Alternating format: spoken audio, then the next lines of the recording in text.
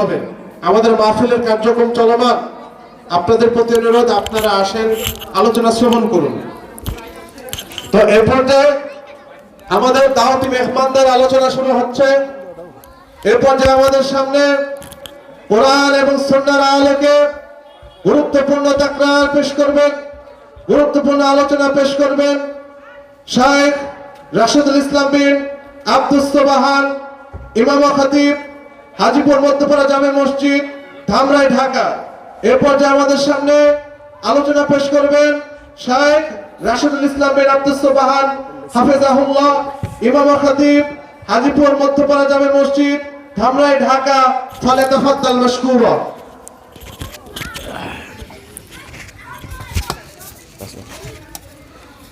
আসসালামু কই লাইন দান নাই তো এটা একটু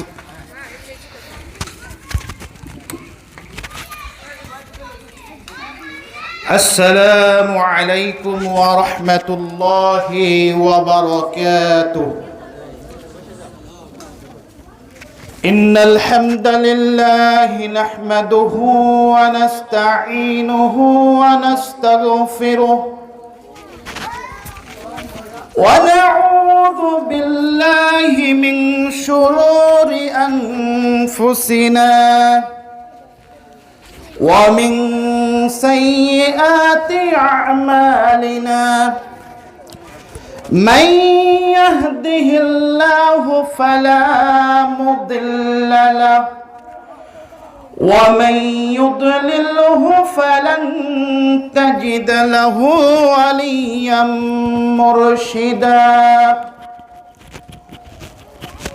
فإن خير الحديث كتاب الله وخير الهدي هدي محمد صلى الله عليه وسلم وشر الأمور محدثاتها وكل محدثة بدعة وكل بدعة ضلالة وكل ضلالة في النار أما بعد فقد قال الله تعالى في كلامه المجيد والفرقانه الحميد فأعوذ بالله من الشيطان الرجيم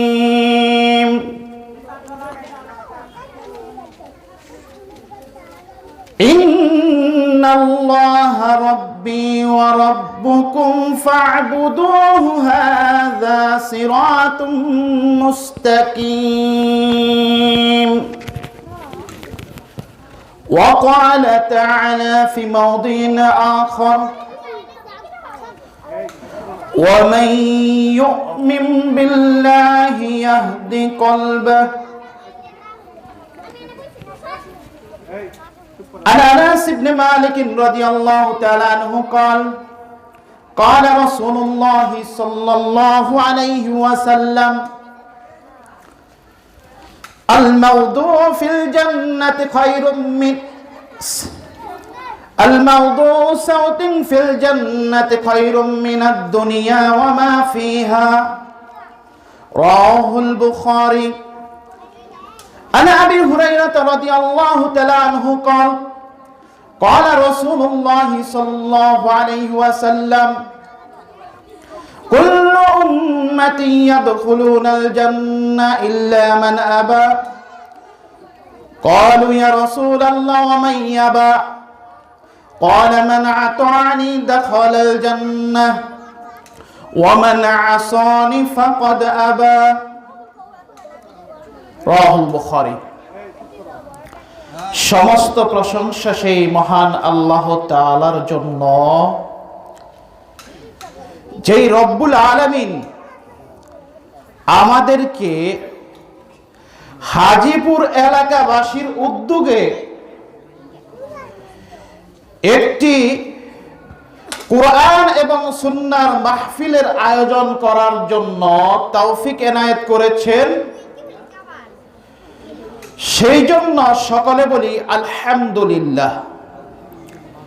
সেই সাথে নবী মুহাম্মদুর রাসূলুল্লাহ সাল্লাল্লাহু আলাইহি ওয়াসাল্লামের উপর অসংখ্য অগণিত সালাত ও সালাম বর্ষিত হোক। আল্লাহুম্মা সাল্লি আলা মুহাম্মাদ, আল্লাহুম্মা বারিক আলা মুহাম্মাদ সাল্লাল্লাহু আলাইহি ওয়াসাল্লাম। উক্ত মাহফিলের সম্মানিত সভাপতি ডক্টর মোহাম্মদ ফাইজুল আমিন সরকার মাদানী, অধ্যক্ষ ও সম্পাদক শরীফবাগ ইসলামিয়া কামিল মাদ্রাসা দামবাই ঢাকা, এবং আমন্ত্রিত উলামাই কেরাম এবং কাছের ও দূরের ইসলাম প্রিয় মুসলিম ভাই ও বোনেরা, সবাইকে আবার ইসলামী সম্বোধন জানাচ্ছি। আসসালামু আলাইকুম ওয়া রাহমাতুল্লাহি ওয়া বারাকাতুহু।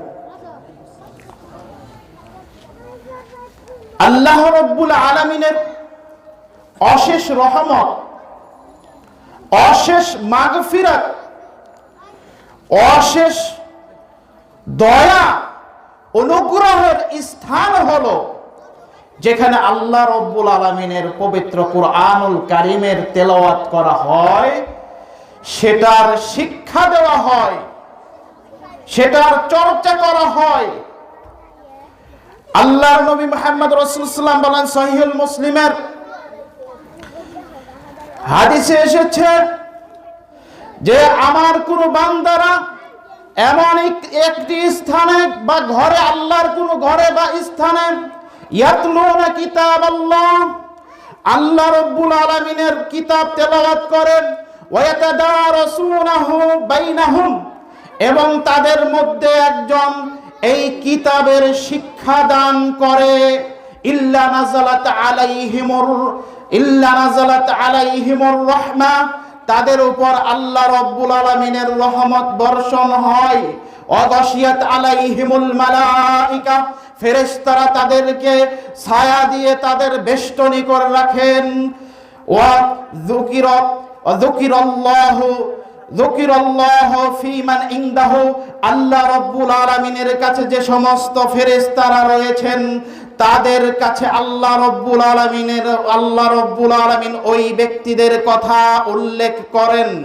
সম্মানিত দূরের এবং যারা এখনো মাহফিলের প্যান্ডেলে আসেননি, যারা এখনো দূরে রয়েছেন, যারা এখনো মাঠে ঘাটে হাটে রয়েছেন, তারা যদি এখানে না আসেন, এই রহমত, এই ফেরেশতাদের আচ্ছাদিত ছায়া, এই আল্লাহ রাব্বুল আলামিনের ফেরেশতাদের কাছে প্রশংসা থেকে এবং তাদের আল্লাহ রাব্বুল আলামিনের দয়া অনুগ্রহ থেকে তারা কি হবেন?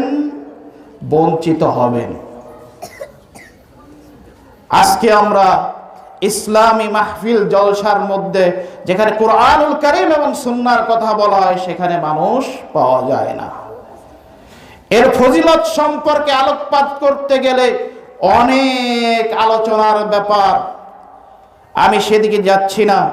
আমি আজকে পবিত্র কুরআনুল কারীমের একটি আয়াত কারিমা তেলাওয়াত করেছি এবং নবী মুহাম্মদুর রাসূলুল্লাহ সাল্লাল্লাহু আলাইহি ওয়াসাল্লামের দুইটি হাদিস আপনাদের সম্মুখে উপস্থাপন করেছি সহিহুল বুখারী থেকে। আজকের আলোচনার বিষয়, মানুষ কোন পদ্ধতিতে জান্নাতে যাবে আর জান্নাতে যাওয়ার জন্য সে বাধাগ্রস্ত হবে কোন পদ্ধতিতে, কোন কারণে মানুষ জান্নাতে যাবে।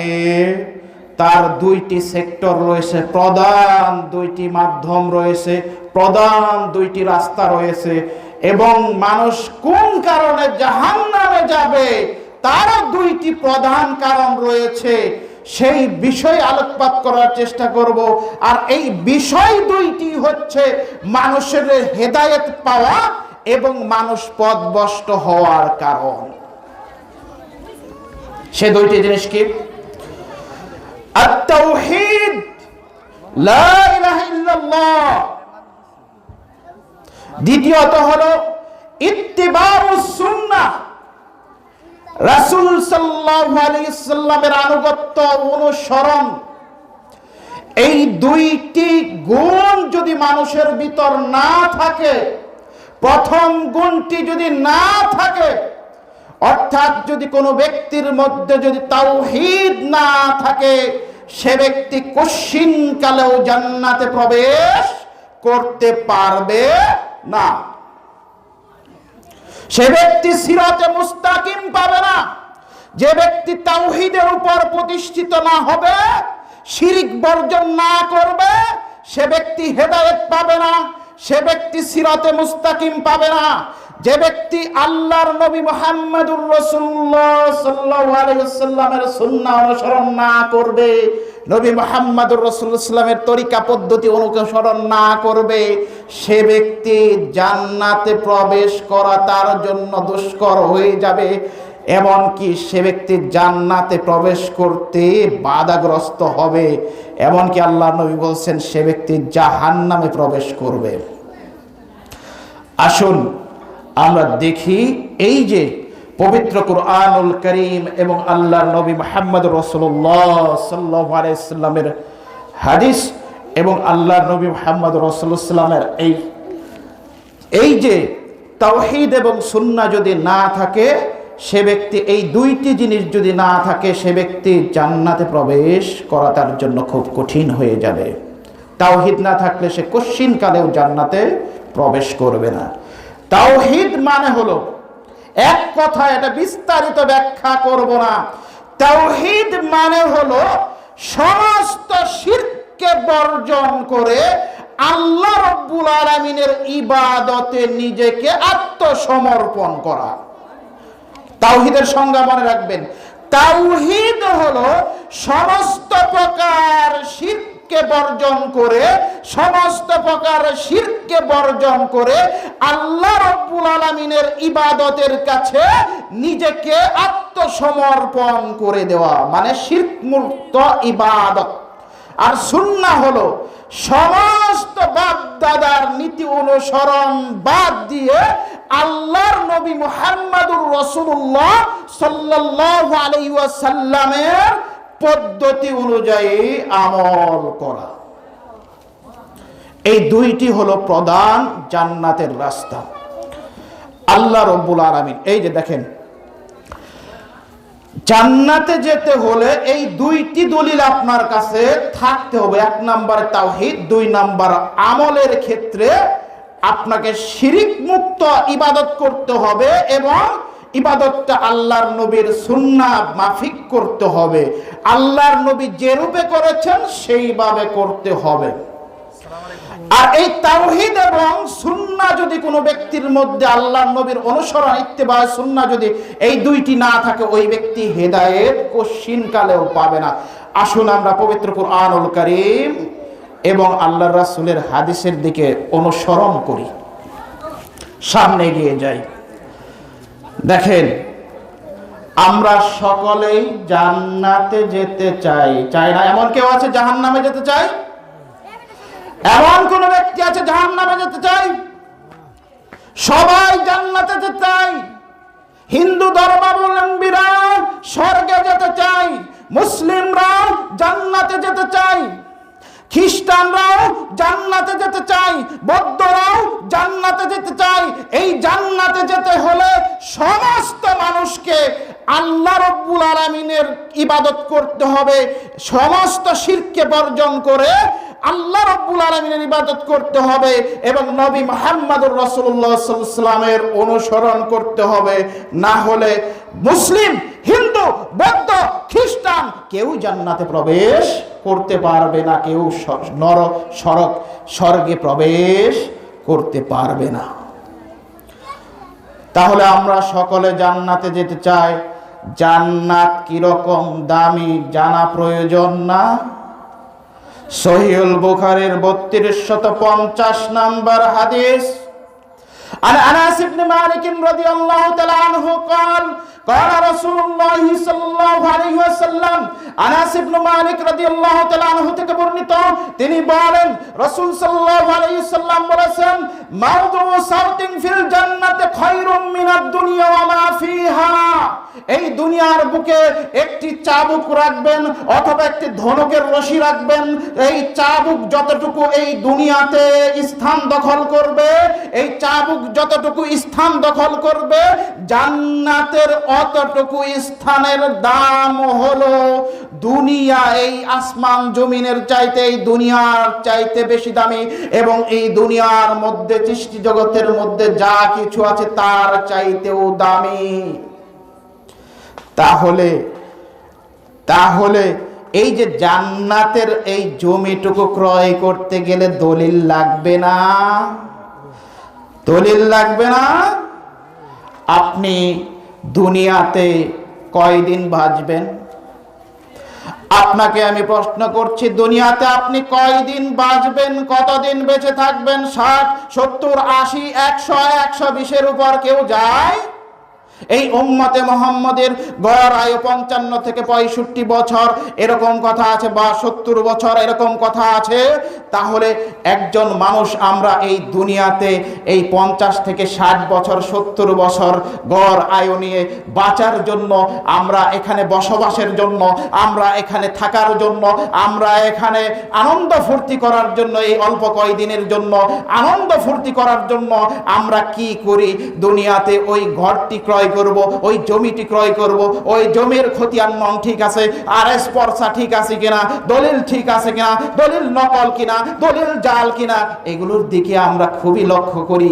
যখন আমরা ওই জান্নাতের দলিল দিয়ে জান্নাত আমরা ক্রয় করব, যে সম্পদ দিয়ে, যে দলিল দিয়ে জান্নাত ক্রয় করব, তখন আমরা কুরআনুল কারীম আল্লাহ রাব্বুল আলামিন কি বলেছেন, আল্লাহর নবী কি বলেছেন, এটা হলো দলিল।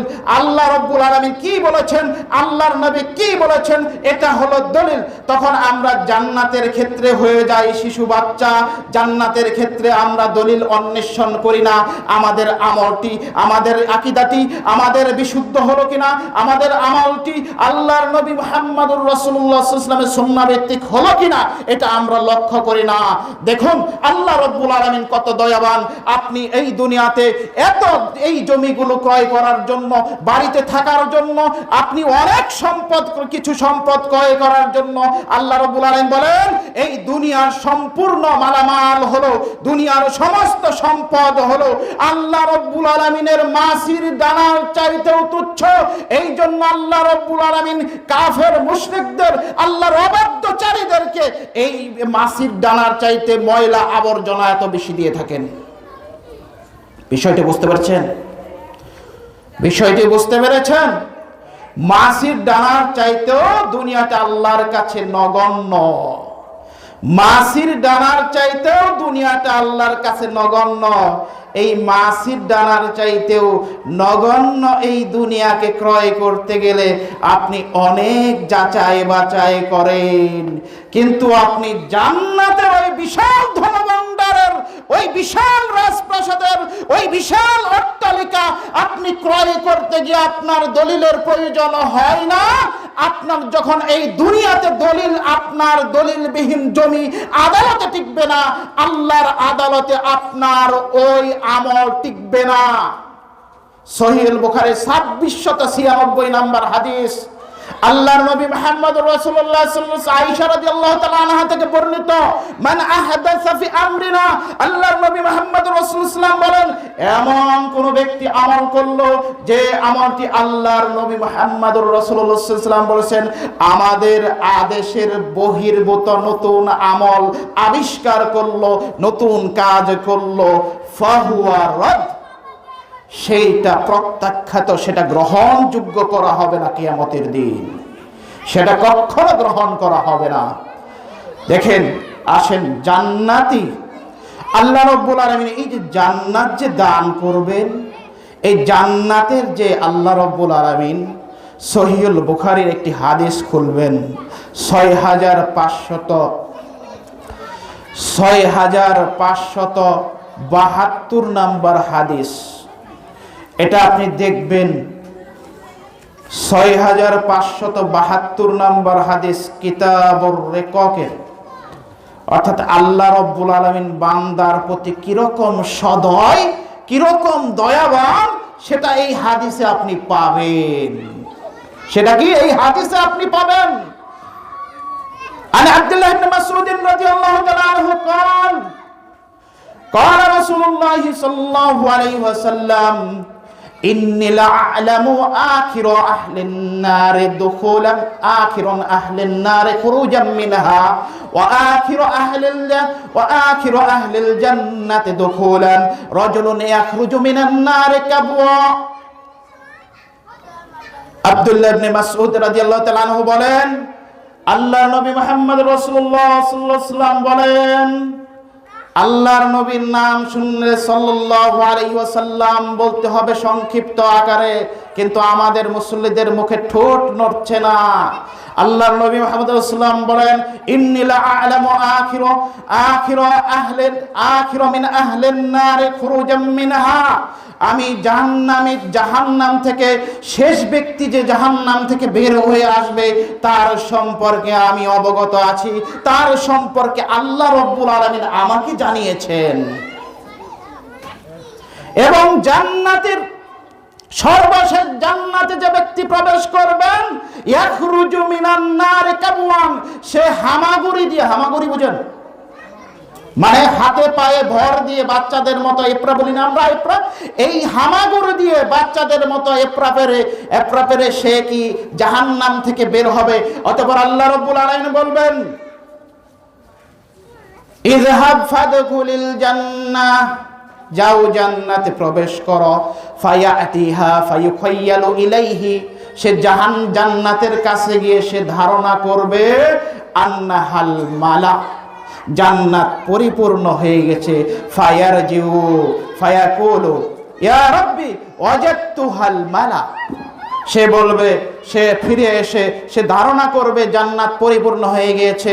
আল্লাহ রাব্বুল আলামিন তাকে, সে ব্যক্তি এসে আল্লাহ রাব্বুল আলামিনকে অভিযোগ করবে, আল্লাহ আমার তো মনে হয় জান্নাত পরিপূর্ণ হয়ে গেছে। বান্দা জানে না জান্নাত কত বড়, বান্দা জানে না জান্নাত কত বড়। সে ধারণা করবে, সর্বশেষ জান্নাতি ব্যক্তি ধারণা করবে আল্লাহর জান্নাত পরিপূর্ণ হয়ে গিয়েছে। বিষয়টি বুঝতে পেরেছেন? আল্লাহর জান্নাত পরিপূর্ণ হয়ে গেছে ধারণা করবে, এভাবে সে আল্লাহর ইযহাব ফাদখুলিল জান্নাহ ফায়াতিহা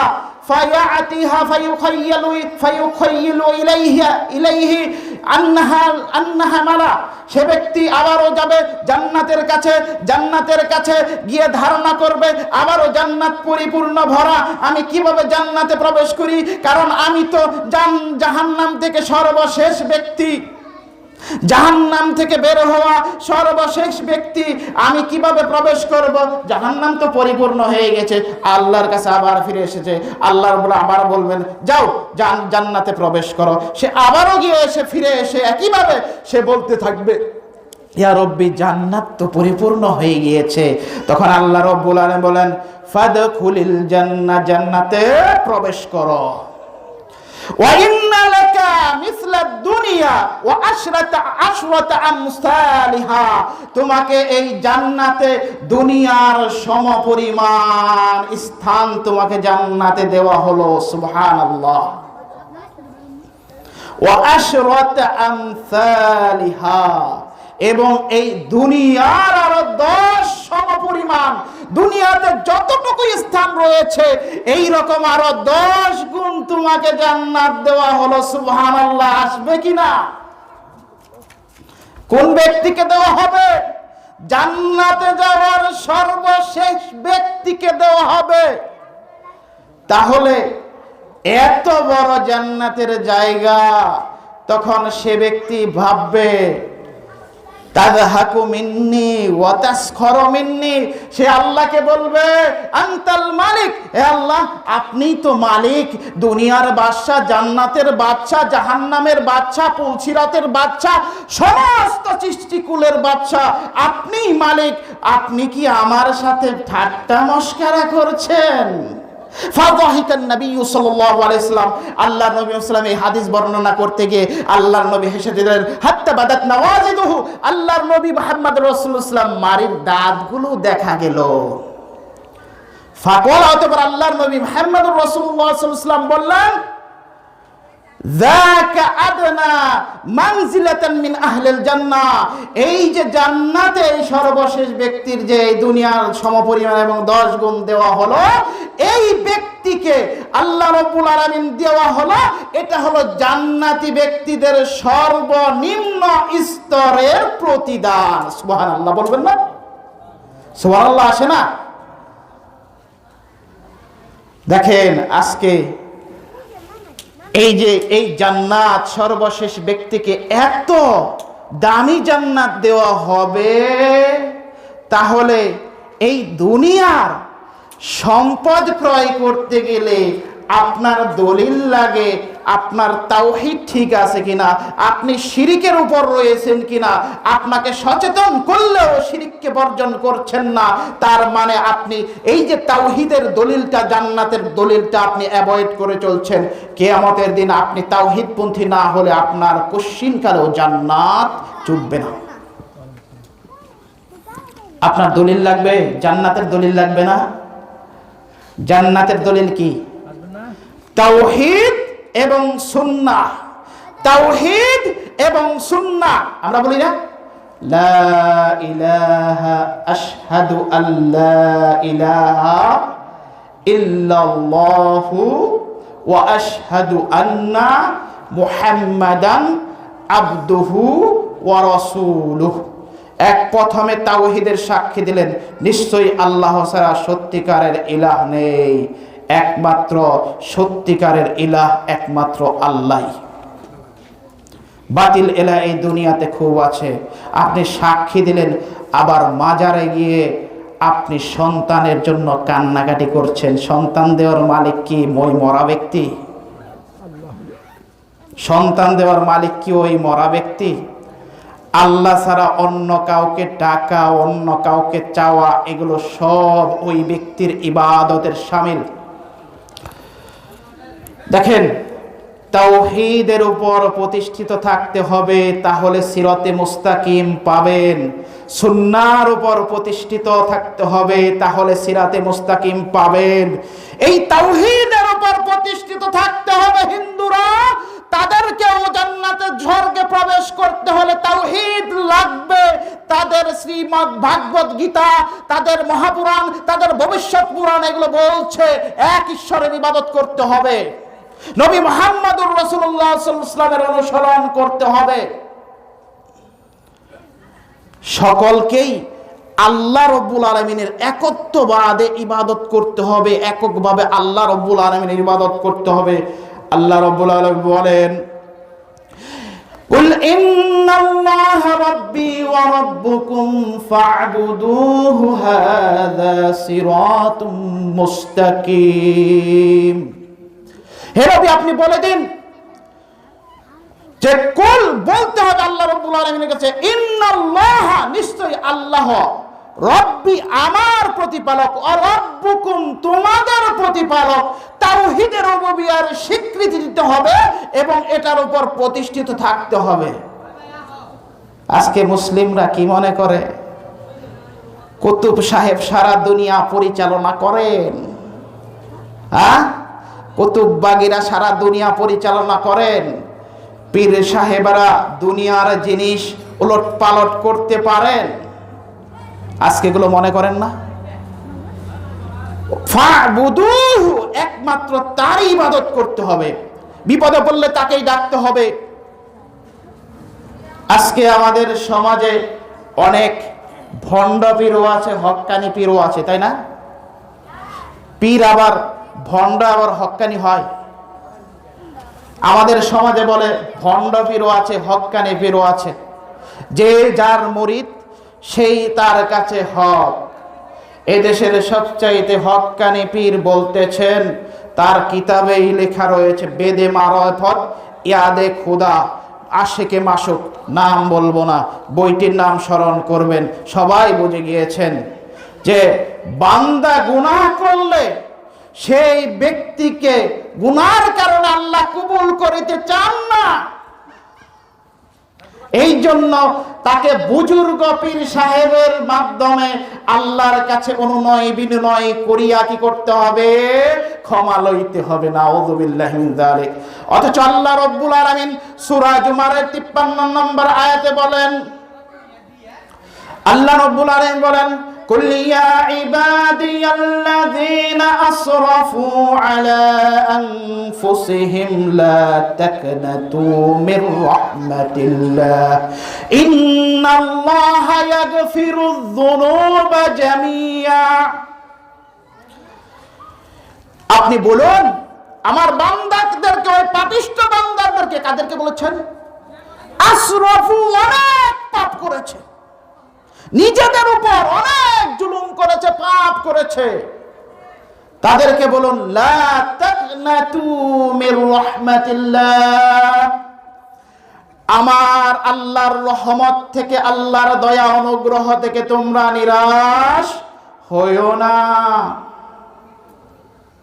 ইন্নাল্লাহা ইয়াগফিরুয যুনুবা জামিয়া, আল্লাহ রাব্বুল আলামিন সমস্ত গুনাহ খাতাগুলোকে ক্ষমা করে থাকেন।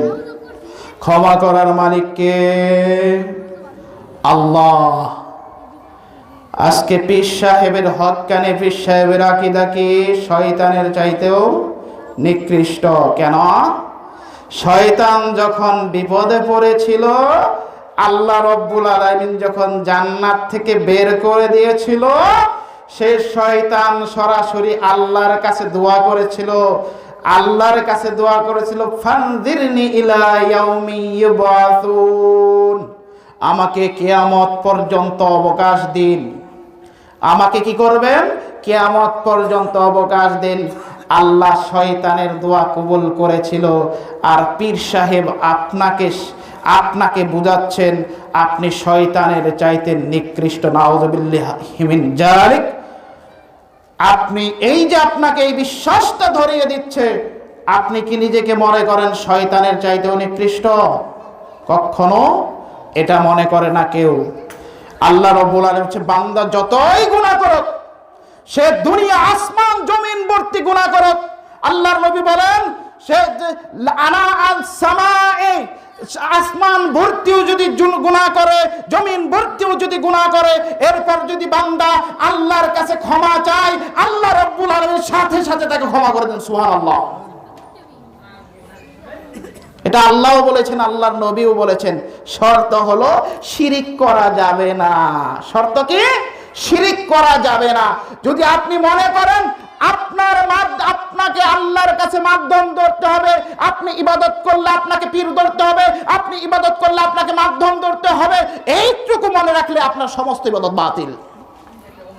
এটা কাফের মুশরিকদের ইবাদত। কাদের ইবাদত? কাফের মুশরিকদের ইবাদত। অতএব আল্লাহ রাব্বুল আলামিন বলেছেন, ওয়াইদা সাআলাকা ইবাদি আন্নি ফাইন্নী করিব। আল্লাহ রাব্বুল আলামিনকে বলেন, হে নবী আপনি বলে দিন, আমার বান্দা যখন আমার সম্পর্কে জিজ্ঞেস করে আপনি বলে দিন আমি তার অধিক নিকটবর্তী। উজিবু দাওয়াতাদ দাঈ ইযা দাআন, যখন সে আমাকে ডাকে আমি তার ডাকে সাড়া দেই। এখন আসুন যে আমরা আল্লাহ রাব্বুল আলামিনের যে ইবাদত করব, এই ইবাদতের ক্ষেত্রে আল্লাহ রাব্বুল আলামিনের কাউকে শরীক করা যাবে? যাবে না। আল্লাহ রাব্বুল আলামিনের এই ইবাদতে কোনো শরীক করা যাবে? শরীক করা যাবে না। দেখুন,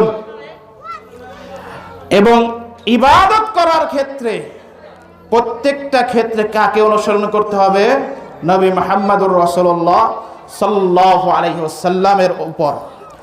নবী মুহাম্মদ রাসূলুল্লাহ সাল্লাল্লাহু আলাইহি ওয়াসাল্লামের অনুসরণ ব্যতীত ইবাদত কবুল হবে না। আল্লাহ রাব্বুল আলামিন এই কুরআনুল কারীম কাদের হেদায়েতের জন্য পাঠিয়েছেন? যালিকাল কিতাবু লা রাইবা ফীহি হুদাল লিল মুত্তাকিন। কাদের হেদায়েতের জন্য? মুত্তাকিদের হেদায়েতের জন্য। আল্লাহ বলেন, শাহরু রমাদানাল্লাযী উনজিলা ফীহিল কুরআন হুদাল লিন-নাস লিন-নাসি ওয়া বাইয়িনাতিম মিনাল হুদা ওয়াল ফুরকান। আল্লাহ সূরা এই দুইটি আয়াতে দুইটি কথা উল্লেখ করেছেন। এই কুরআন মুত্তাকিদের জন্য হেদায়েত, এই কুরআন মুত্তাকিদের জন্য পথ প্রদর্শক, এই কুরআন মানুষদের জন্য পথ প্রদর্শক, মানুষদের জন্য হেদায়েতের বাণী। আমাদের হিন্দু ধর্মাবলম্বীরা তারা আমার আপনার তখনই ভাই হবে যখন তারা তাদের ওই ধর্মগ্রন্থ বেদ পুরাণ, ভবিষ্য পুরাণ, যজুর্বেদ, এই মহাভারতের যেগুলো আল্লাহ রব্বুল আলামিনের দিকে আহ্বান করেছে ওইগুলো অনুসরণ করবে, তখনই তারা মুসলিম হয়ে যাবে। তাদের পবিত্র গ্রন্থগুলোর মধ্যেও আল্লাহ রব্বুল আলামিনের এক আল্লাহর ইবাদতের কথা বলা হয়েছে। তাদের পবিত্র গ্রন্থগুলোতে নবী মুহাম্মদুর রাসূলুল্লাহ সাল্লাল্লাহু আলাইহি ওয়াসাল্লামের অনুসরণ করা ছাড়া তাদের কোনো স্বর্গে যাওয়ার কোনো পদ্ধতি নাই। আসুন আমরা একে একে সেগুলো উল্লেখ করি। যদি আমরা লক্ষ্য করে আল্লাহ রাব্বুল আলামিন, আমরা যদি লক্ষ্য করি যে আমাদের যে হিন্দু ধর্মাবলম্বীরা রয়েছেন ওনারা কি করেন, ওনারা যদি বলেন ঈশ্বর কয়জন, ভগবান কয়জন, কেউ বলবে 33 কোটি, কেউ বলবে গাছ, কুমির, মাছ, কেউ বলবে আবার মুসলিমদের মধ্যেও গাছ, কুমির, মাছ, পাথর, গাছ, এগুলো মুসলিমদের মধ্যেও রয়েছে। যদি হিন্দুরা যদি এগুলোর জন্য মুশরিক হয়ে থাকে, মুসলিমরা কি মুসলিম হবে? কিন্তু আপনি আমি যদি মানুষদের দৃষ্টিকোণ থেকে ধর্মের লোকদের দেখে যদি ধর্ম পালন করি, তাহলে কি ধর্ম পালন করা হবে? কখনো হবে ধর্ম পালন করা? মানুষের মধ্যে ভুল ত্রুটি হবেই হবে, কিন্তু ধর্মীয় গ্রন্থের মধ্যে ভুল হবে না। ধর্মীয় গ্রন্থের মধ্যে কি ভুল হবে না। হিন্দু ধর্মে মূর্তি পূজা সম্পূর্ণ হারাম বলে কি? আপনি যদি লক্ষ্য করেন হিন্দু ধর্মগ্রন্থগুলোর মধ্যে বেদ, উপনিষদ, তারপর ঋগ্বেদ, এই যে গ্রন্থগুলো রয়েছে এগুলোর মধ্যে মহাভারত, এগুলোর মধ্যে সবচাইতে পবিত্র গ্রন্থ হলো বেদ এবং উপনিষদ। বেদ এবং উপনিষদ। শ্বেতাশ্বত উপনিষদের 4 নম্বর অধ্যায়ের 19 নম্বর অনুচ্ছেদ, যজুর্বেদ 32 নম্বর অধ্যায় 3 নম্বর অনুচ্ছেদে এসেছে না তাস্তে প্রতিমা আস্তি, ঈশ্বরের কোনো প্রতিমূর্তি নেই। হিন্দু ধর্মগ্রন্থ বলছে ঈশ্বরের কোনো প্রতিমূর্তি নেই। হিন্দু ধর্মগ্রন্থ বলছে ঈশ্বরের প্রতিমূর্তি নেই। আর ঋগ্বেদের 2 নম্বর অধ্যায়ের 45 এবং 16 নম্বর অধ্যায়ে 45 এবং 16 নম্বর অনুচ্ছেদে 45 নম্বর অনুচ্ছেদ 16 নম্বর শ্লোকে বলা হয়েছে ব্রহ্মসূত্র, যে ব্রহ্মসূত্রটা হলো হিন্দুদের সবচাইতে পবিত্র বাক্য। সেটা হচ্ছে একম ব্রহ্মা দৈত্য নাস্তি নাহি নাস্তি কিঞ্চন, অর্থাৎ ঈশ্বর এক, তার মতো কেউ নেই, তার মতো কেউ নেই। ঈশ্বর এক, কেউ নেই, তার মতো সামান্য নেই, সে একজন, তারই উপাসনা করো। কে বলছে? হিন্দুদের ধর্মগ্রন্থ। তার মানে আজকে যদি মুসলিমদের যদি লক্ষ্য করি, মুসলিমরাও আজকে আল্লাহ বাদ দিয়ে ওই মাজার কবরে পড়া ব্যক্তিকে ইবাদত করছে। আজকে হিন্দুরাও তাদের ধর্মগ্রন্থ বাদ দিয়ে, বৌদ্ধরাও তাদের ধর্মগ্রন্থ বাদ দিয়ে, খ্রিস্টানরাও তাদের ধর্মগ্রন্থ বাদ দিয়ে তারা কি করছে? নিজেদের খেয়াল খুশির অনুসরণ করছে। ব্রহ্মসূত্র এটা হলো হিন্দুদের সবচাইতে পবিত্র বাক্য। ঋগ্বেদের 1 নম্বর অধ্যায়ের 2 নম্বর অনুচ্ছেদের 3 নম্বর শ্লোকে বলা হয়েছে একম এবং অদ্বৈতম, সে একজন, ঈশ্বর একজন, দ্বিতীয় কেউ নেই। ঈশ্বর একজন, দ্বিতীয় কেউ নেই। যজুর্বেদ অধ্যায় 40 অনুচ্ছেদ 9 নম্বর অনুচ্ছেদে বলা হচ্ছে, অন্ধতম প্রবিশান্তি ইয়ে অসম্মতি মুফাত্তে, অর্থাৎ যারা অসম্মতির পূজা করে, মানুষের তৈরি চেয়ার টেবিল মূর্তি এগুলোর পূজা করে, তারা অন্ধকারে নিমজ্জিত। তারা কোথায় নিমজ্জিত? অন্ধকারে নিমজ্জিত। তারা কোথায় নিমজ্জিত? অন্ধকারে নিমজ্জিত। আল্লাহ রাব্বুল আলামিন একে তো বলছেন, ওয়াল্লাযীনা কাফারু ইখরিজুনাহুম মিনান নূরি ইলাদ যুলুমাত। আল্লাহ কি কথা বলেছেন? যারা কুফরি করে, যারা শিরিক করে, যারা মূর্তি পূজা করে, যারা মাজার পূজা করে, তারা অন্ধকার থেকে ইখরিজুনাহুম মিনাজ যুলুমাত, তাদেরকে ওই তাগুত, ওই মূর্তি, ওই শয়তান তাদেরকে কোথায় বের করে নিয়ে যায়? ইখরিজুনাহুম মিনান নূরি ইলাদ যুলুমাত। তারা যে আলোতে ছিল, তারা ওই আলো থেকে ওই অন্ধকারে প্রবেশ করে আল্লাহর সাথে অংশীদার করলে। কে বলেছেন? আল্লাহ রাব্বুল আলামিন। আল্লাহ রাব্বুল আলামিন বলেছেন। আর যজুর্বেদে একই কথা উল্লেখ করা হয়েছে। দেখেন, ভাগবত গীতার অধ্যায় নাম্বার 7 অনুচ্ছেদ নাম্বার 20, এখানে বলা হয়েছে, যারা নিজের বিবেক বুদ্ধিকে হারিয়েছে তারাই মূর্তি পূজা করে। যারা নিজের বিবেক বুদ্ধি হারিয়েছে তারা কি করে? মূর্তি পূজা করে। তাহলে হিন্দু ধর্মগ্রন্থে মূর্তি পূজা নিষিদ্ধ। হিন্দু ধর্মগ্রন্থে মূর্তি পূজা নিষিদ্ধ। শ্বেতাশ্বেতা উপনিষদে বলা হয়েছে যে 6 নম্বর অধ্যায়ের 9 নম্বর অনুচ্ছেদে বলা হয়েছে, সেই শ্লোকের অর্থ হলো এরকম, মহান ঈশ্বরের বাবা নেই, মহান ঈশ্বরের কোনো প্রভু নেই, তার কোনো বাবা নেই, তার কোনো মা নেই, তার উপরে আর কেউ নেই। আল্লাহ রাব্বুল আলামিন এইগুলো হলো ঈশ্বরকে চেনার একটি কোষ্ঠী পাথর। আল্লাহ রাব্বুল আলামিন সৃষ্টিকর্তাকে চেনার পর কোষ্ঠী পাথর। এগুলো হলো হিন্দুদের মন্ত্র, হিন্দু ধর্মগ্রন্থের মাধ্যমে, এগুলোর মাধ্যমে আল্লাহকে চেনা যাবে, তাদের ভগবানকে চেনা যাবে, তাদের ঈশ্বরকে চেনা যাবে।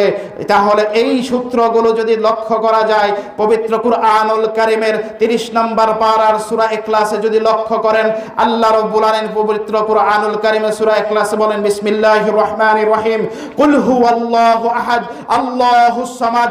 বলুন, আল্লাহ একক অদ্বিতীয়, আল্লাহুস সামাদ, আল্লাহু অমুখাপেক্ষী, আল্লাহুস সামাদ, লাম ইয়ালিদ, তাকে কেউ জন্ম দেয়নি, ওয়ালাম ইউলাদ, লাম ইয়ালিদ, তিনি কাউকে জন্ম দেয়নি, ওয়ালাম ইউলাদ, তিনিও কার থেকেও জন্মগ্রহণ করেননি। তাহলে এই যজুর্বেদের এই শ্বেতাক্ষেত্র উপনিষদের যে এই 6 নম্বর অধ্যায়ের 9 নম্বর অনুচ্ছেদের সাথে মিলে যাচ্ছে না? এগুলো হলো ঈশ্বরকে চেনার মাধ্যম। এগুলো হলো ঈশ্বরকে চেনার মাধ্যম। হিন্দু ধর্মে মূর্তি পূজা নিষিদ্ধ, সম্পূর্ণরূপে হারাম। এগুলো তার প্রমাণ করছে ঈশ্বর একজন, ঈশ্বর একজন। আপনারা যদি লক্ষ্য করেন, এখন যদি লক্ষ্য করি, যদি হিন্দু ধর্মে কোন অবতারে বিশ্বাস করার কথা বলা হয়েছে, কল্কি অবতার। কল্কি মানে সর্বশেষ। কেউ বলেন সর্বশেষ, কেউ বলেন শত্রু বিনাশী, এই দুইটি অর্থ করেন। কেউ বলেন সর্বশেষ, কেউ বলেন শত্রু বিনাশী। কিন্তু সাংস্কৃতিক ভাষা অনুযায়ী কল্কি অর্থ হলো সর্বশেষ, অবতার মানে অবতীর্ণ। এই সর্বশেষ অবতীর্ণ যে বার্তাবাহক এই হিন্দুদের হিন্দু ধর্মগ্রন্থে এসেছে, যদি তার পরিচয় যদি এই হিন্দু ধর্মগ্রন্থ থেকে যদি বিস্তারিত আলোকপাত করা হয়, তাহলে অনেক সময়ের ব্যাপার। আমরা কয়েকটি শব্দ আমরা যদি লক্ষ্য করি, যেখানে যদি আমরা লক্ষ্য করি যে ভাগবত গীত পুরাণের 2য় অধ্যায়ের মন্ত্র নং 76, ভাগবত পুরাণের 2য় অধ্যায়ের মন্ত্র নং 76, এখানে বলা হয়েছে অজ্ঞান হেতু ক্রেতু মুহাম্মাদ অন্ধকারিণী নিশান নাশিনী, মুহাম্মাদ অন্ধকারিণী নাশিনী। মুহাম্মাদের নাম এসেছে কিনা? মুহাম্মদ সাল্লাল্লাহু আলাইহি ওয়াসাল্লামের নাম এসেছে যে মুহাম্মদ সাল্লাল্লাহু আলাইহি ওয়াসাল্লাম, মুহাম্মদ নামের একজন ব্যক্তি এই দুনিয়াতে আবির্ভাব ঘটাবেন। তিনি এসে অন্ধকারকে দূরীভূত করবেন। অন্ধকারে লাইট জ্বালিয়ে দূরীভূত করবেন আলো। কোন আলো দিবেন?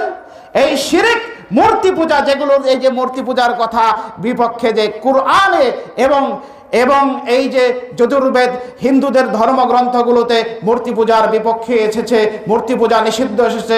এক ঈশ্বরের ইবাদত করতে বলা হয়েছে, এক আল্লাহর ইবাদত করতে বলা হয়েছে। যদি লক্ষ্য করেন হিন্দু ধর্মগ্রন্থ মতে আরেকটি শ্লোক রয়েছে, সেখানে লা ইলাহা ইল্লাল্লাহ মুহাম্মাদুর রাসূলুল্লাহ, এই 2টি বাক্য ছাড়া পাপ মোচন হবে না, এই কথা উল্লেখ রয়েছে। চিন্তা করেছেন? সাংস্কৃতিক ভাষায় এই কথা উল্লেখ রয়েছে। যদি আমরা লক্ষ্য করি যে এই যে ভবিষ্য পুরাণ বঙ্গানুবাদ, যদি আমরা লক্ষ্য করি বঙ্গানুবাদ নবভারত প্রকাশনের 376 পৃষ্ঠা থেকে 382 পৃষ্ঠায় এই এসেছে। এর বঙ্গানুবাদের মধ্যে এখানে এইভাবে উল্লেখ এসেছে, এত চমন্তরে ম্লেচ্ছ, যে এখানে বলা হচ্ছে ম্লেচ্ছ যে আবির্ভাব ঘটবে তিনি হলেন এই ভারত উপমহাদেশের বাহিরের ম্লেচ্ছ, মানে বিদেশি লোক হবেন, ভারতের লোক হবেন না। কোন লোক হবেন? বিদেশি লোক হবেন। এরপর বলা হয়েছে যে এই যে মুহাম্মদ ইতি খ্যাত, চিঠির মধ্যে আমরা কি লিখি? ইতি লিখি না, শেষ। মানে মুহাম্মদ সাল্লাল্লাহু আলাইহি সাল্লাম হবেন সর্বশেষ নবী, চূড়ান্ত অবতার, কল্কি অবতার, চূড়ান্ত অবতার। যদি কল্কি অর্থ যদি হয় বিনাশকারিণী, যদি বিনাশকারিণী হয় তাহলে মুহাম্মদ সাল্লাল্লাহু আলাইহি ওয়াসাল্লাম সহিহ বুখারীতে এসেছে, আল্লাহর নবী বলেন আমার 5টি নাম রয়েছে, আনা মুহাম্মদ আহমদ আল মাহি ইয়ামহুল্লা বিল কুফর, আমার মাধ্যমে কুফরকে নিশ্চিহ্ন করে দেওয়া হবে। মিলে যাচ্ছে না? মুহাম্মদ সাল্লাল্লাহু আলাইহি ওয়াসাল্লামের নাম স্পষ্ট ভাবে এসেছে। মরুস্থলা নিবাসী, এই মন্ত্রের মধ্যে যেগুলো শব্দগুলো এসেছে সংক্ষিপ্ত করে, সময় সংক্ষিপ্ত। মরুস্থলা নিবাসী মুহাম্মদ সাল্লাল্লাহু আলাইহি ওয়াসাল্লাম তিনি অবতার হবেন, তার তিনি মরুস্থলবাসী হবেন। মুহাম্মদ সাল্লাল্লাহু আলাইহি ওয়াসাল্লাম কোথায় এসেছিলেন? সেই মক্কার মরুর অনুর্বর জমিতে, যেখানে মুহাম্মদ সাল্লাল্লাহু আলাইহি ওয়াসাল্লাম এসেছিলেন। তাহলে এই যে মুহাম্মদ সাল্লাল্লাহু আলাইহি ওয়াসাল্লামের কথাগুলো বর্ণনা করা হয়েছে, মুহাম্মদ সাল্লাল্লাহু গঙ্গা জলস্য পঞ্চগর্ভ, এখানে বলা হচ্ছে গঙ্গা জল দ্বারা তিনি 5 বার পবিত্র হবেন। তাহলে মুহাম্মদ সাল্লাল্লাহু আলাইহি ওয়াসাল্লাম কি করতেন? 5 বার ওযু করতেন না? 5 বার ওযু করতেন না? সম্পূর্ণ এইগুলো সবগুলো মিলে যাচ্ছে। নমস্তে গিরি জান্নাত প্রভু ভাসিনী, মুহাম্মদ সাল্লাল্লাহু আলাইহি সাল্লামের বার্তা দিচ্ছে এই মন্ত্রে। মুহাম্মদ সাল্লাল্লাহু আলাইহি সাল্লাম তিনি গিরিপথে অর্থাৎ সিঁড়িবে মিরাজে প্রবেশ করবেন। গিরিপথ মানে কি সিঁড়ি না? তিনি মিরাজে জান্নাত জাহান্নাম আল্লাহর নবী দেখে এসেছেন না? এই মন্ত্রে বলছে জান্নাত জাহান্নাম দেখে আসবে এবং প্রভু নিবাসিনী, এবং প্রভুর যে নিবাস রয়েছে, প্রভুর স্থানে কাছাকাছি তিনি যাবেন, এখানে সেটাও বলা হয়েছে। এই যে ভবিষ্যৎ বাণীগুলো, এই যে ভবিষ্যৎ বাণী কলকি পুরাণ, এই যে এইগুলোতে এসেছে যে মুহাম্মদ সাল্লাল্লাহু আলাইহি সাল্লামের জন্মসাল, জন্মস্থান শাম্বালা। শাম্বালার কথা এসেছে শাম্বালা বিষ্ণু ইয়াস গৃহ। এখানে সংস্কৃতি শব্দ ইয়াস যশা, তারা এটা গ্রহণ করে নিয়েছে বাংলা অনুবাদের ক্ষেত্রে। সংস্কৃতির ভাষায় রয়েছে ইয়াস, মানে বিষ্ণু ইয়াস, মানে তার পিতার নাম বলা হয়েছে অমুকের ঘরে, বিষ্ণু ইয়াসের ঘরে মুহাম্মদ সাল্লাল্লাহু আলাইহি সাল্লাম কি করবেন? আসবেন। মুহাম্মদ বিষ্ণু ইয়াস হলো ঈশ্বরের দাস, ঈশ্বরের গোলাম। মুহাম্মদ সাল্লাল্লাহু আলাইহি সাল্লামের পিতার নাম কি? আব্দুল্লাহ। মুহাম্মদ সাল্লাল্লাহু আলাইহি সাল্লামের পিতার নাম কি? আব্দুল্লাহ। মুহাম্মদ সাল্লাল্লাহু আলাইহি সাল্লামের পিতার নাম আব্দুল্লাহ। সম্মানিত দূর দূরান্তের হিন্দু ধর্মাবলম্বীরা, আপনি যখন এই যে আপনার ধর্মগ্রন্থ অনুযায়ী আপনি যখন এক ঈশ্বর, এক আল্লাহ, এবং আরো অনেকগুলো শ্লোক রয়েছে যেগুলো আল্লাহ এবং মুহাম্মদ সাল্লাল্লাহু আলাইহি সাল্লামের নামের কথা উল্লেখ রয়েছে, সময় সংক্ষিপ্তর কারণে আপনাদের সম্মুখে উপস্থিত করা, প্রমাণ পেশ করা সম্ভব হলো না। সামান্য কয়েকটা প্রমাণ পেশ করলাম।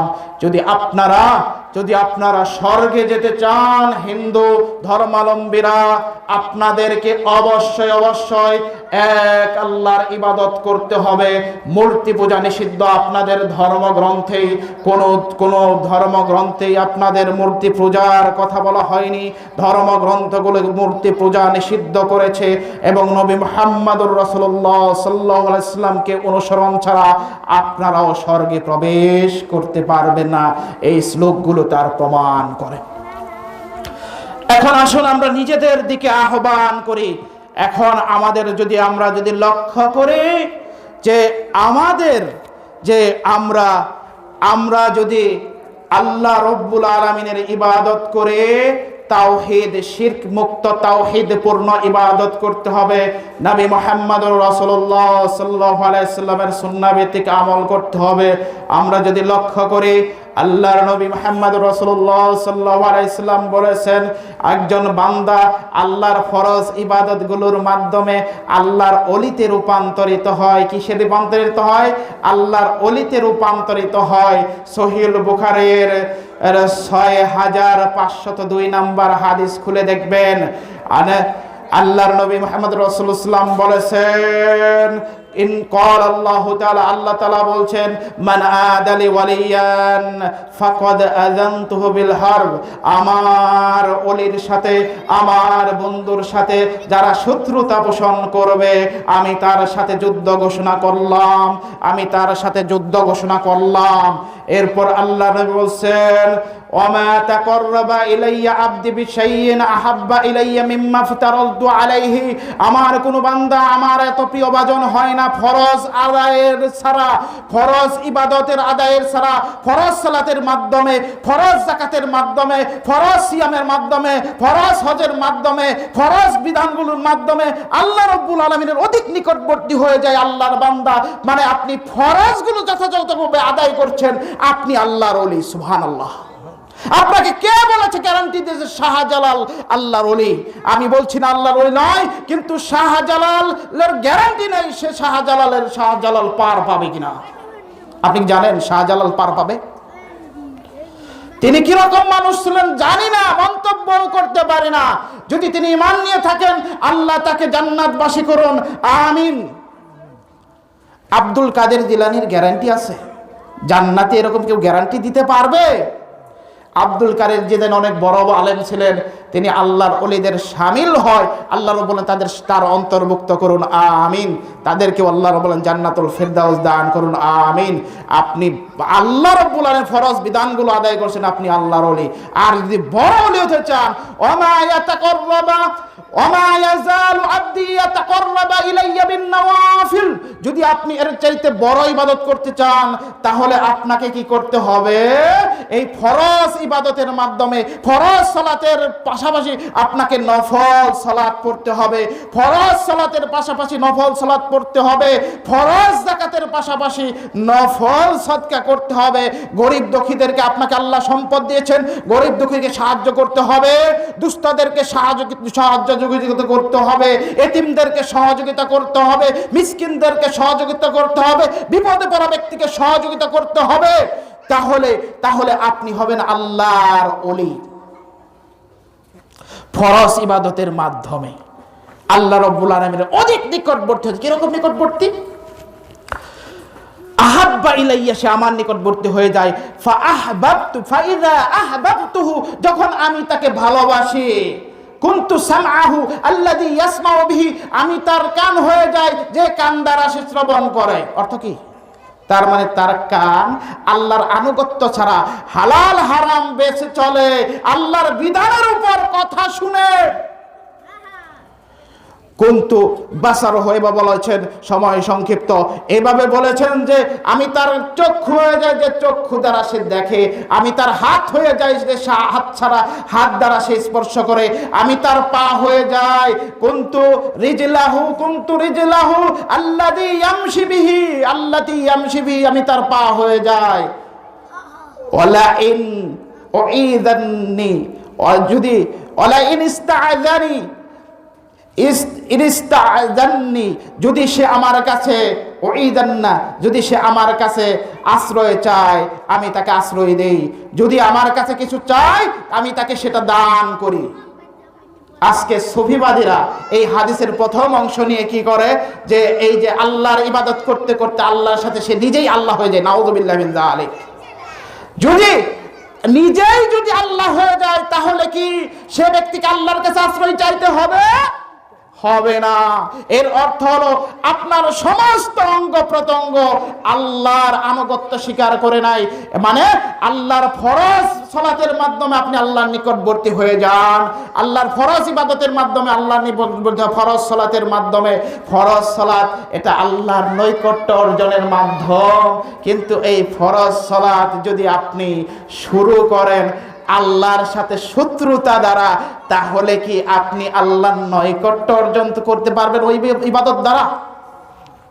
সুনানে আবু দাউদের 666, 667, 668, 68, 669 এই হাদিসগুলো দেখবেন। সুনানে আবু দাউদের 666, 669, 677, 78, 79 এই হাদিসগুলো দেখবেন। কয় নাম্বার বলছি?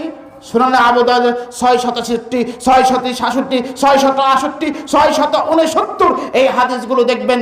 আল্লাহর নবী বলেন আকিমুস সুফুফা, যখন কাতারবদ্ধ হয় আল্লাহর নবী বলেন কাতারকে সোজা করো, ওয়াহাদু বাইনাল মানাকিবি ওয়াল আকদাম, এবং তোমার কাঁধের সাথে অপর বায়ের কাঁধকে মিলিয়ে দাও, ওয়াসুদ্দুল খলাল, তোমাদের কাতারের ফাঁকা জায়গাগুলো বন্ধ করো, ওয়ালিনু বিআইদি ইখওয়ানিকুম, তোমাদের ভাইদের সাথে অপর ভাইয়ের কাঁধগুলো নরম ভাবে মিলিয়ে দাও, তাদেরকে কষ্ট দিও না, মিলাও, তাদেরকে কষ্ট দিও না।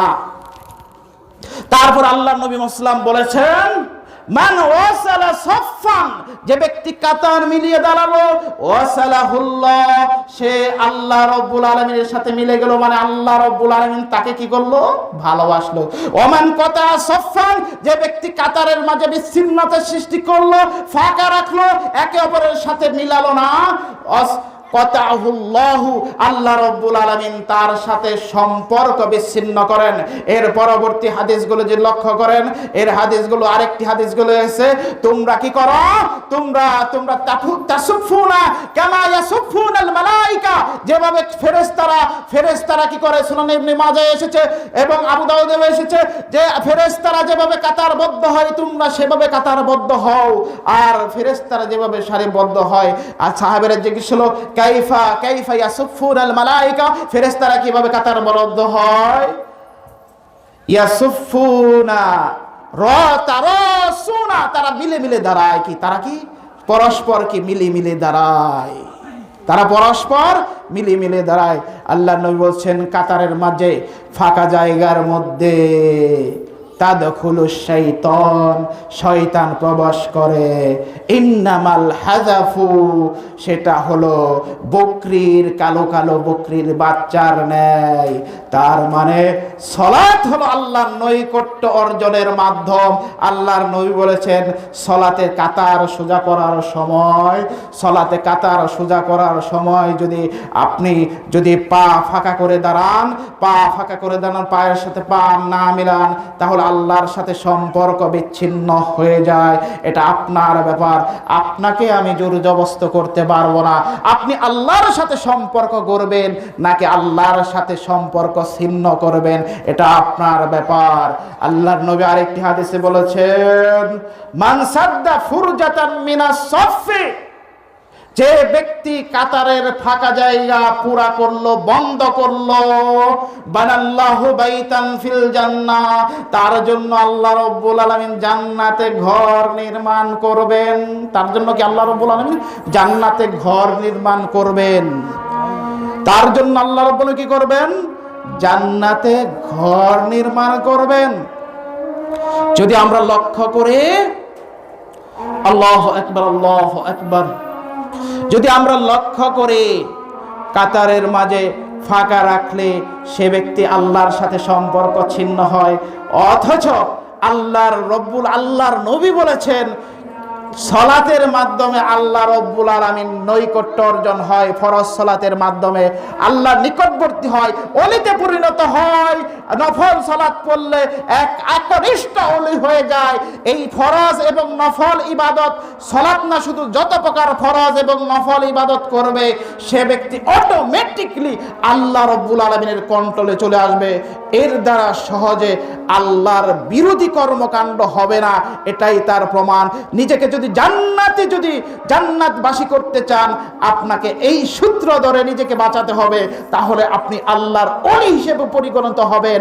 আল্লাহ রাব্বুল বলেছেন, আল্লাহু ওয়ালিয়ুল্লাযীনা আমানু ইখরিজুহুম মিনাজ যুলুমাতি ইলান নূর, আল্লাহ মুমিনদের ওলি, অন্ধকার থেকে আলোর দিকে তাদেরকে বের করে নিয়ে আসেন।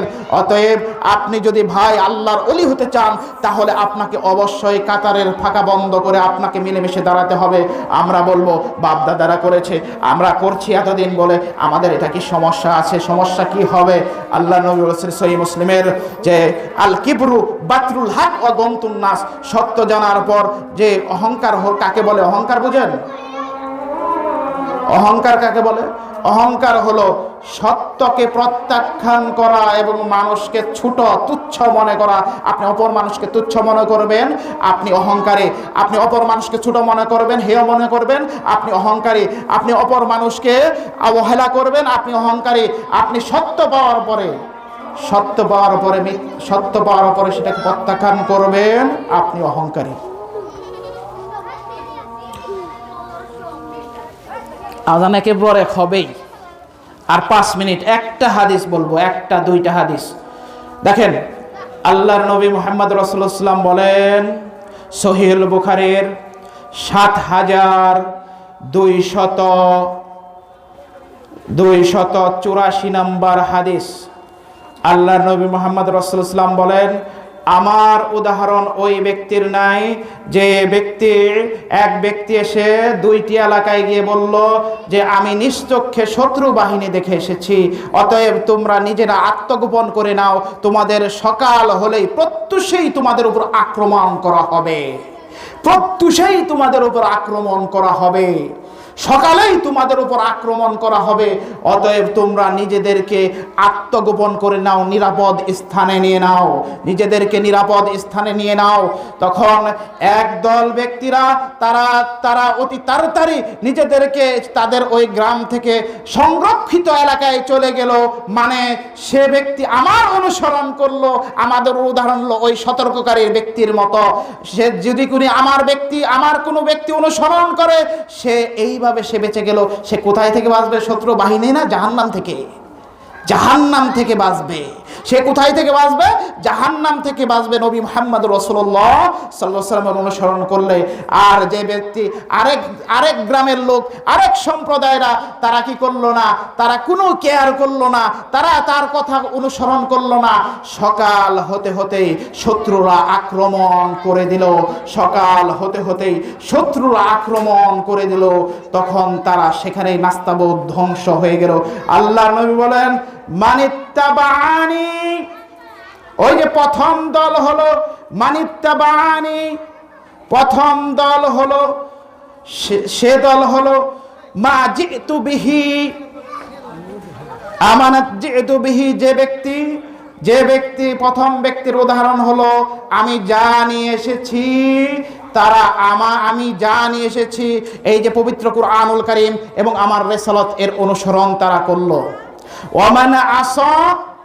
ওয়ামান আসনি, যে ব্যক্তি আমার কি করলো, বিরোধিতা করলো, আমার অনুসরণ করলো না, ফাকাদ কাফারা বিমা জিতু বিহি, আমি যে রিসালাত নিয়ে এসেছি, আমি যে পবিত্র কুরআনুল কারীম নিয়েছি, এই কুরআনুল কারীমকে সে অস্বীকার করলো।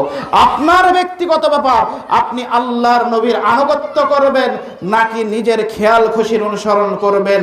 সালাত হোক, প্রত্যেকটা ক্ষেত্রেই আল্লাহর নবীর আনুগত্য করা ফরজ। বিশেষ করে ইবাদতের ক্ষেত্রে প্রত্যেকটা ক্ষেত্রে আনুগত্য করা ফরজ। একটি হাদিস বলে শেষ দেব, কয় মিনিট আছে নামাজের? আর 5 মিনিট একটি হাদিস এই বলে শেষ করে দেব। দেখেন, জান্নাতে যেতে হলে নবীর অনুসরণ প্রয়োজন। সহিহ বুখারীর 7280 নম্বর হাদিস, عن أبي هريرة رضي الله تعالى عنه قال قال رسول الله صلى الله عليه وسلم, আবু হুরায়রা রাদিয়াল্লাহু তাআলা আনহু থেকে বর্ণিত, তিনি বলেন রাসূল সাল্লাল্লাহু আলাইহি ওয়াসাল্লাম বলেছেন, কুল্লু উম্মতি ইয়াদখুলুনাল জান্নাহ ইল্লা মান আবা, আমার প্রত্যেক উম্মতেই জান্নাতে প্রবেশ করবে আবা ব্যতীত। ক্বালু ইয়া রাসূলুল্লাহ ওয়া মান ইয়াবা, হে আল্লাহর রাসূল, ইয়াবাকে অস্বীকার করে কে? আল্লাহ আপনার অনুসরণ করে সে ব্যক্তি জান্নাতে প্রবেশ করবে, আপনার প্রত্যেক উম্মত জান্নাতে প্রবেশ করবে, কিন্তু আবা ব্যতীত এই আবারা কারা? আল্লাহ নবী বললেন মান আতাআনি দাখালাল জান্নাহ, যে আমার অনুসরণ করলো সে জান্নাতে প্রবেশ করলো। মানে উম্মত হিসেবে স্বীকৃতি পেতে হলে আপনি যদি আল্লাহর রাসূলের স্বীকৃতি মুখ দিয়ে দেন, আল্লাহর নবীর অনুসরণ না করেন ইবাদতের ক্ষেত্রে এবং পাশাপাশি সামগ্রিক ক্ষেত্রে, তাহলে আপনি কি হবেন? আপনি কি আল্লাহর রাসূলের স্বীকৃতি প্রমাণ করলেন? পূর্বের হাদিস, যেটা পরের হাদিসটা আগে বর্ণনা করেছি, আমি জানিয়ে এসেছি সেটার ফাকাদ কাফারা বিমা জিতু বিহি, আমি যে রিসালাত নিয়ে এসেছি, যে কুরআন নিয়ে এসেছি, যে বার্তা নিয়েছি, সেটাকে সে অস্বীকার করলো।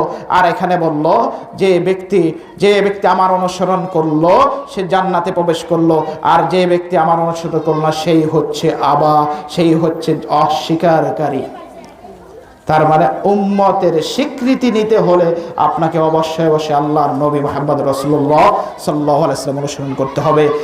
এই দুনিয়াতে যত মানুষ রয়েছে, হিন্দু, বৌদ্ধ, খ্রিস্টান, মুসলিম, যত ধর্মাবলম্বী রয়েছে, প্রত্যেক ধর্মগ্রন্থ বলছে এক আল্লাহর ইবাদত, জান্নাতে যেতে হলে এক আল্লাহর ইবাদত করতে হবে।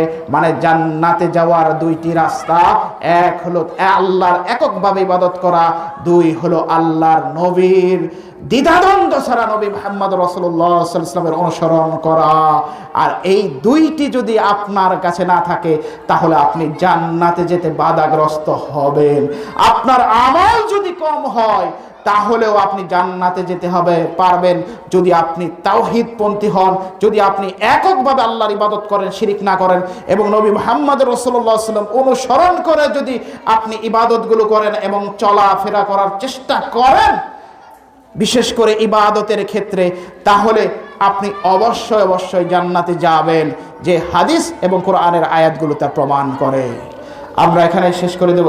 আল্লাহ রব্বুল আলামিন আল্লাহ নবীর সুন্নাহ এবং আল্লাহর নবীর আমলগুলো, আল্লাহর নবী মুহাম্মদ রাসূলুল্লাহ যে তাওহীদ নিয়ে এসেছিলেন ওই তাওহীদের প্রতি আমাদেরকে যেন তাওহীদ ভিত্তিক ঈমান এনে আল্লাহর ইবাদত করতে পারি, আল্লাহর নবীর সুন্নাহ মাফিক আল্লাহর নবীর অনুসরণ করে আল্লাহ রাব্বুল আলামিন আমাদেরকে সেই তৌফিক দান করুন, আমিন। ওয়া আখির দাওয়ানা আলহামদুলিল্লাহি রাব্বিল আলামিন।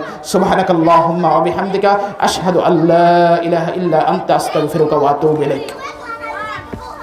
সম্মানিত তৌহিদ জনতা,